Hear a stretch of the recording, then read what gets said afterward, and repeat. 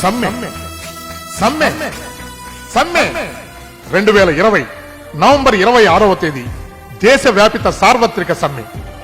ఎవరి కోసం, ఎందుకోసం?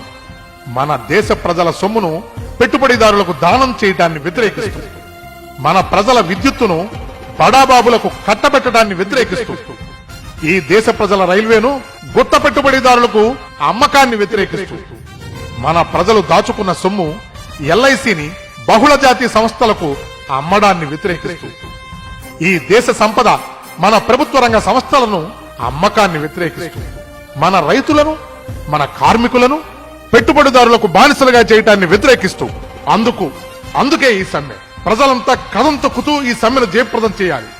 ఈ నెల 26వ తారీఖున జరగబోయే దేశవ్యాపిత సార్వత్రిక సమ్మె 27వ తేదీ 500 రైతు సంఘాలతో పార్లమెంటు ముట్టడి జరగనుంది. వామపక్ష పార్టీలు ఈ ఉద్యమాన్ని బలపరుస్తున్న సందర్భంగా సిపిఎం రాష్ట్ర కార్యదర్శి కామ్రేడ్ పి మధు గారి మాటల్లో విందాం. కార్మికుల ఆదాయాలు పడిపోతున్నాయి, కార్పొరేట్ల లాభాలు విపరీతంగా పెరుగుతున్నాయి.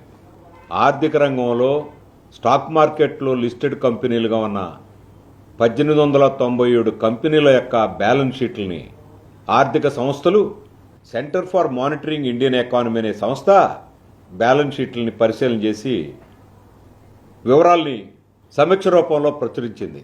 గడిచిన సంవత్సరంలో 2 లక్షల కోట్ల రూపాయలు వీళ్ళకి లాభాలు వచ్చినాయి. కార్మికుల యొక్క ఆదాయాలు 60% పడిపోయినాయి.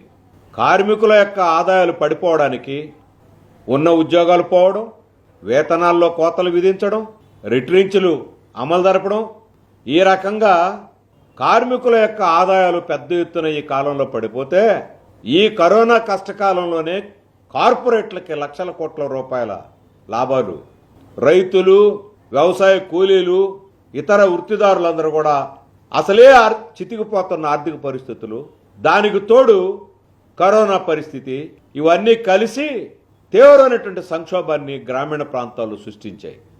విద్యుత్ సంస్కరణలు వచ్చి రైతాంగాన్ని తీవ్రంగా ఆవేదన గురి చేస్తున్నాయి. వ్యవసాయ రంగంలో 62 లక్షల కోట్ల రూపాయల ఉత్పత్తుల వ్యాపారం జరుగుతూ ఉంటే, ఈ 62 లక్షల కోట్ల రూపాయల వ్యాపారాన్ని కార్పొరేట్లు కబళించడం కోసం నరేంద్ర మోడీ ప్రభుత్వం అవకాశం ఇచ్చింది. 10% కార్పొరేట్ పన్ను తగ్గించి 1,45,000 కోట్ల రూపాయలు కార్పొరేట్లకి రాయితీలు ఇచ్చింది. ఇలాంటి రాయితీల ద్వారా, కార్మికుల యొక్క వేతనాలు కోత ద్వారా కార్పొరేట్లు లాభాలు పొందుతున్నాయి. ఇలాంటి కార్పొరేట్ల యొక్క ఆధిపత్యానికి అవకాశం కలిగించే నరేంద్ర మోడీ విధానాల్ని తిరస్కరించే దానికోసమే 26, 27 తారీఖుల్లో ఈ ఆందోళన కార్యక్రమం పిలిపివ్వబడింది. ప్రజలందరూ పెద్ద ఎత్తున దీంట్లో పాల్గొని జయప్రదం చేయాలని విజ్ఞప్తి చేస్తారు.